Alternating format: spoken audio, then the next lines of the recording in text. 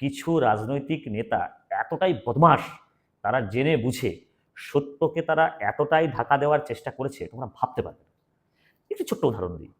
এই যে দেখবে আমাদের এই হোয়াটসঅ্যাপে এবং ফেসবুকে একটি কথা ঘুরে বেড়ায়, মানে খুব দুঃখ হয় জানো তো এগুলো ভাবতে। দেখবে বলে ফিরোজ খান বলে। ফিরোজ খান, হ্যাঁ, ফিরোজ খানের টাইটেল কি ছিল সেটা জানো? ফিরোজ গান্ধে। গান্ধে নট গান্ধী, কিন্তু ভালো করে শুনবে কথাটা, প্রনাউন্সিয়েশনটা ছিল এরকম, গান্ধে।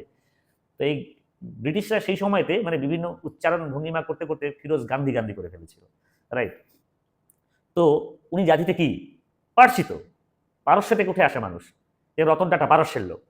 হ্যাঁ, তো তারপরে আমাদের এই স্মৃতি ইরানি, স্মৃতি ইরানি, ইরানি ইরানি কোথাকার টাইপ ইরানি, এ তো পারস্যের লোক। তো তাই স্মৃতি হিন্দুস্তানি বলতে হতো। হ্যাঁ, তো এই বিষয়গুলো মানে এত সত্য বিষয়, এই সত্যটাকে আমরা ঢেকে দিয়েছি। আমার খুব দুঃখ লাগে এই ব্যাপারগুলো ভাবতে, মানে গান্ধী পরিবারের প্রতি যখন এই আঙ্গুলটা ওঠে, অত্যন্ত দুঃখ লাগে বিষয়গুলোকে ভেবে। মানে একটা এমন